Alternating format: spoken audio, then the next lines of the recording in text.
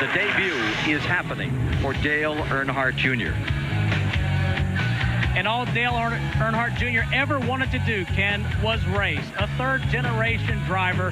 He grew up watching his dad not too far from here, growing up in Kannapolis, North Carolina. He won the NASCAR Busch Series championship last year, and he officially battled with his father for the first time here on TBS in Japan last November.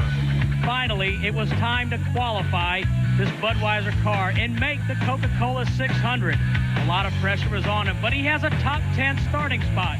And then today, trying his nerves in check, trying to keep a normal routine. There's been a lot of media attention, a lot of hype to the much anticipated debut of Dale Earnhardt Jr. And Dale, we're finally down to it. Well, it's been a tough time. We've had a great week. We ran well with our Cup car in qualifying and ran well with the Busch car in the race, and then practiced well with the Cup car yesterday. So things are looking pretty good. I know the car is capable of running up front. I don't, whether the driver is, we're going to find out here in just a few minutes. But it's crazy, man. A lot of race fans are excited about it, and it's been a while since I've been to a Cup race. This place is pretty amazing on a Sunday evening. All right, good. Best of luck. And by the way, his father debuted here 24 years ago this weekend, qualified 33rd and finished 22nd. One that everyone is talking about. His first Winston Cup appearance at 24 years of age, Dale Earnhardt Jr., number 8, his grandfather's number, in the 8th position. Earnhardt Jr. had faded to 20th. Now Stewart runs him down, picks up another spot. That'll put him up to 19th, and still chasing Terry Labonte. Labonte coming at the start from 37th position is wending his way through the field. Well, that's no surprise. Those Labonte boys are very, very cool. They understand what it takes to get around this racetrack, and they're patient. That's why Terry Labonte's won this race. Smart piece of driving, I think, by Dale Earnhardt Jr. His first Winston Cup ride. He's not trying to throw it away. Willing to let these guys race it out in the early going, knowing that attrition will build in 600 miles, and try to get himself back up in this thing. Dale Earnhardt Jr. in the pits. Dale Earnhardt Jr. makes his stop, first stop in Winston Cup racing. Here's Dale Earnhardt Jr. back on pit road. Taking on tires. He's learning so much right now that'll help him in the future. I think that's what he had in mind. Just go out, get 600 miles under his belt, and learn these racetracks. 17th when he pitted. Crew on that car has really had quite a weekend for themselves. They've tried to prepare the Busch Series car where they finished second yesterday. This car as well.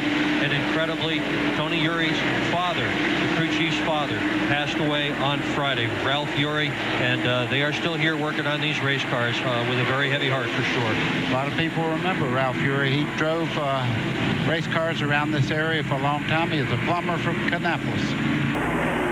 Dale Earnhardt Jr. still back there, 20th, 21st on the field. Rolls to number 8 back out. Dale Earnhardt Jr.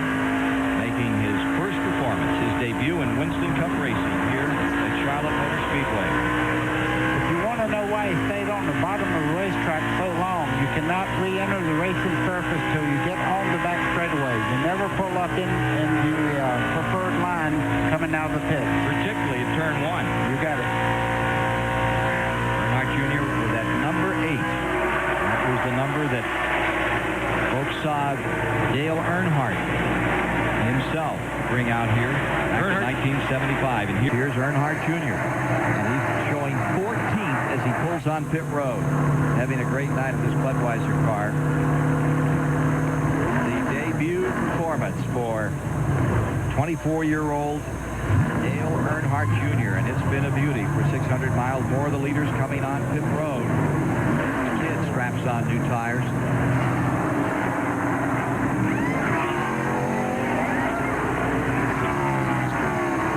Stewart is on pit road. He is third as he comes off the track onto the pit road. And indeed, there is a new moon rising in motorsports. Name is Earnhardt. There's several great new names. Mike Hogwood is with the kid that finished 16th tonight. Yeah, Dale Earnhardt Jr. First of all, Dale, how you feel after 600 miles, and what did you learn? Actually, I feel pretty good. I was a little surprised. It's like we had a good run and a bad run, a good run and a bad run. Every time we changed tires, the car was either great or then we change tires and it'd be real loose, and change tires, the car would be good. I get the car up at the top and work the top a little bit and go around some cars and pass and race some people, but most of the time I try to stay out of everybody's way and not race anybody real hard and try to gain some respect from these guys, because next year we're going to need it, and we aren't racing for points, so we're just kind of chilling out and riding around and getting some notes for the team next year and things like that. First thing you did was you walked over here to your dad's hauler and walked back and had a conversation with him. What was that like? I just wanted to tell him I was trying to get out of his way there the last lap he got up behind me, but we just I was just seeing to make sure he's real satisfied with the way we ran, and as a car owner and a father, but he was pretty happy, and that's good to know. We just didn't want to tear anything up. 600 miles is a long ways, and there's a couple times where I could have wadded it up, but we just kind of hung in there and tried to tighten the car up, but it wasn't going to get tighter. I think we need to work on the body a little bit to get the car to drive a little better, but it's something we couldn't resolve tonight, so we just kind of had to hang on. Dale Earnhardt Jr. not only made the 600 miles, definitely gained some respect here in this Winston Cup garage. And tomorrow night you can see him with a group of his friends, a little rock group called Bridge. He's playing drums.